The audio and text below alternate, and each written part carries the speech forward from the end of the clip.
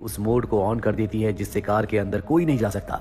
यानी कि कार अब पूरी तरह से एक बंकर के रूप में बदल चुकी है। अब सैंड्रा सामान खरीद ही रही होती है कि तभी वो देखती है कि उसका बेटा वहां पर नहीं है। सैंड्रा इस बात से डर जाती है क्योंकि उसके बेटे को अस्थमा भी है, पर जब वो बाहर जाती है तो देखती है कि वहां पर कुछ लड़कियां हैं जिनके साथ उसका बेटा खेल रहा है। सैंड्रा को गुस्सा आ जाता है और वो उन्हें उल्टा सीधा कहना शुरू कर देती है, जिसके बाद वो सैंड्रा की तरफ बढ़ने लगते हैं। लेकिन सैंड्रा अपने बेटे को लेकर अपनी कार में बैठ जाती है और कार के बंकर वाले मोड को, जिसे वॉल्ट मोड कहा जाता है, उसे ऑन कर देती है। इसके बाद सैंड्रा अपने बेटे को लेकर निकल जाती है। इसके बाद सैंड्रा अपनी बेस्ट फ्रेंड को कॉल करती है। उसकी बेस्ट फ्रेंड बताती है कि इस वक्त मैं होटल में हूँ। सैंड्रा को शक हो जाता है कि हो ना हो उसकी बेस्ट फ्रेंड उसके पति के साथ है, यानी कि इन दोनों का अफेयर हो रहा है। सैंड्रा को यह भी पता चल जाता है कि उसकी बेस्ट फ्रेंड के साथ उसके कमरे में कोई है।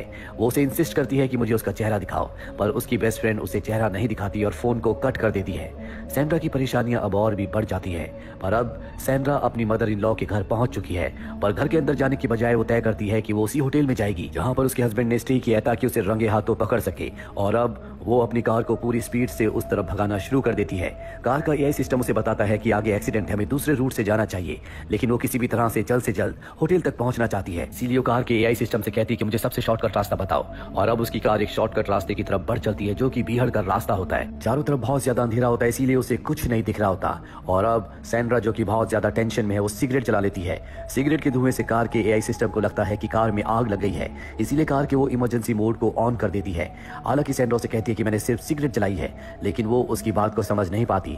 और अब सैंड्रा अपने हाथ में पूरा कंट्रोल ले लेती है, यानी कि अब कार मैनुअल मोड पर है। तभी सैंड्रा का बेटा खांसना शुरू कर देता है क्योंकि उसे अस्थमा है और वो धुएं को बर्दाश्त नहीं कर सकता। सैंड्रा अपनी सिगरेट फेंक देती है। उसका बेटा रो रहा होता है, इसीलिए अपने फोन को वो अपने बेटे को दे देती है। तभी सैंड्रा की कार की टक्कर किसी जानवर से होती है। सैंड्रा की गाड़ी रुक जाती है।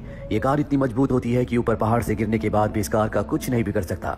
हालांकि सैंड्रा को बाहर नहीं उतरना चाहिए था, लेकिन कार अब मैनुअल मोड पर है, इसीलिए वो नीचे उतरकर देखना चाहती है कि नीचे क्या है। वो गाड़ी से बाहर उतरती है और देखती है कि उसकी गाड़ी के नीचे एक हिरन है। वहीं गाड़ी के अंदर जो उसका 2 साल का बेटा है, जिसके पास उसका मोबाइल है, वो उस मोबाइल में मोनोलिथ ऐप को खोल देता है और गलती से वॉल्ट मोड को ऑन कर देता है। वॉल्ट मोड को ऑन करने का मतलब है कि गाड़ी पूरी तरह से बंद हो जाएगी, जिसका मतलब ये है कि ना बाहर से कोई अंदर आ सकता है, ना ही अंदर से कोई बाहर जा सकता है। ये पूरी गाड़ी एक बंकर के रूप में बदल चुकी है।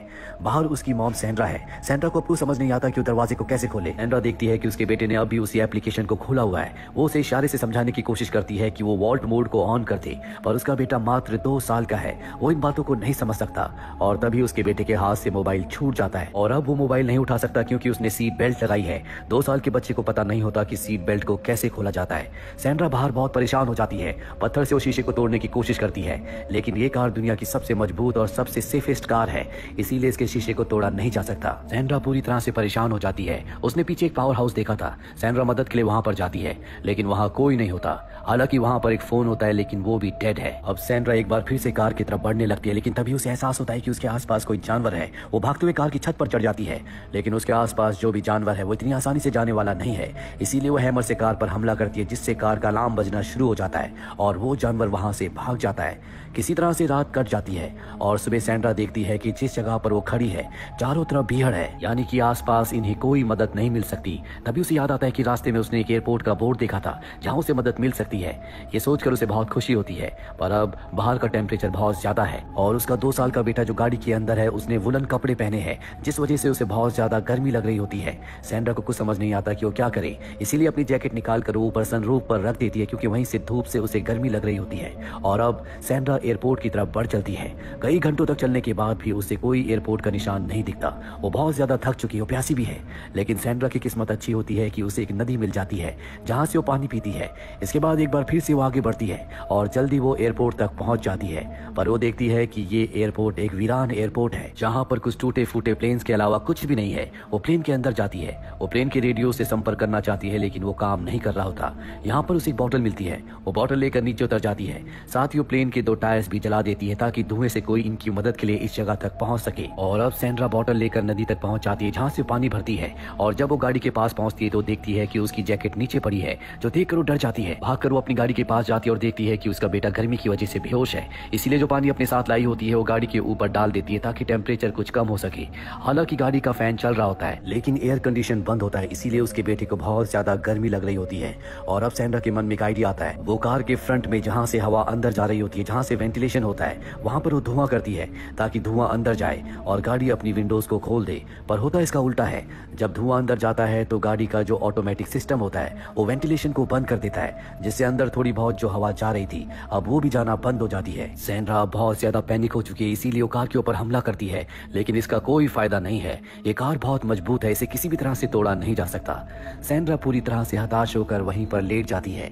कुछ साल बीत जाते हैं और सैंड्रा अब अपने पति के साथ इसी जगह पर आती है क्योंकि उसका बेटा अब इस दुनिया में नहीं रहा। उसका पति कहता है कि तुमने हमारे बेटे को मारा है, तुमने उसे गाड़ी के अंदर बंद कर दिया था। और तभी सैंड्रा की आंख खुल जाती है क्योंकि ये उसका सपना था। सैंड्रा गाड़ी के पास जाती है और देखती है कि उसका बेटा पूरी तरह से अचेत है। वो समझ जाती है कि उसका बेटा अब इस दुनिया में नहीं रहा। वो कहती है कि तुम तो स्वर्ग में जाओगे लेकिन मैं नर्क में जाऊंगी। पर तभी वो देखती है कि उसके बेटे की उंगलियां हिल रही है। दरअसल अब भी उसका बेटा जिंदा होता है लेकिन उसकी हालत बहुत ज्यादा खराब है। तभी यहाँ पर एक कायोटी आ जाता है जो उसके ऊपर हमला करता है। उससे बचने के लिए गाड़ी की छत पर चली जाती है पर छत बहुत ज्यादा गर्म होती है, इसीलिए वो गाड़ी के नीचे आ जाती है जहाँ पर कायोटी उसके ऊपर हमला करता है। पर जल्दी उसे एहसास होता है कि उसकी गाड़ी के नीचे जो हिरन फंसा हुआ है कायोटी उसके लिए आया है, इसीलिए वो उसे निकाल देती है। हिरन के निकलने के बाद गाड़ी पीछे की ओर खिसकना शुरू हो जाती है लेकिन सैंड्रा गाड़ी को एक पत्थर से रोक लेती है क्योंकि पीछे खाई है। और अब सैंड्रा के दिमाग में एक आइडिया आता है, क्यों ना वो इस गाड़ी को ऊपर से नीचे फेंक दे ताकि गाड़ी के एआई सिस्टम को यकीन हो जाए कि एक्सीडेंट हुआ है, इसीलिए वो गाड़ी के दरवाजों को खोल देगी। उसने कंपनी से इस बारे में सुना था।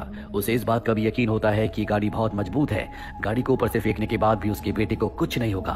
और अब वो ऐसा ही करती है, वो गाड़ी को ऊपर से नीचे खाई में धकेल देती है। और अब जब गाड़ी हवा में होती है तो गाड़ी के एआई सिस्टम को पता चल जाता है कि गाड़ी हवा में है, जिसका मतलब ये है कि गाड़ी का एक्सीडेंट हो गया है।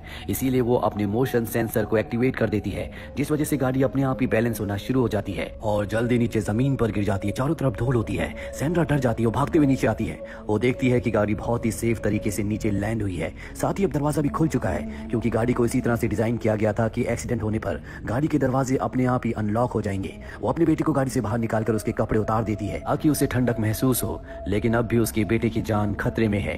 वहीं कार अपने पूरे के पूरे एआई सिस्टम को रिबूट करती है और अब कार एक बार फिर से रिबूट होने के बाद चलने के लिए तैयार है। सैंड्रा अपने बेटे को लेकर गाड़ी में बैठ जाती है और गाड़ी को ऑफ रोडिंग मोड पर लगाती है, जिसके बाद गाड़ी के टायर उठ जाते हैं। उसके सामने एक ऊंची चट्टान है लेकिन सैंड्रा को पता है कि ये गाड़ी दुनिया की सबसे मजबूत गाड़ी है जो हर तरह की रोड पर, पहाड़ों पर, चट्टानों पर चल सकती है। और अब वो गाड़ी की स्पीड बढ़ाना शुरू करती है। गाड़ी उस चट्टान पर बड़ी आसानी से चढ़ जाती है और जल्दी रोड पर आ जाती है। इसके बाद सैंड्रा अपने बेटे को लेकर हॉस्पिटल में आ जाती है जहाँ पर कुछ ही देर बाद उसका बेटा पूरी तरह से नॉर्मल हो जाता है और इस तरह सैंड्रा अपने बेटे की जान बचा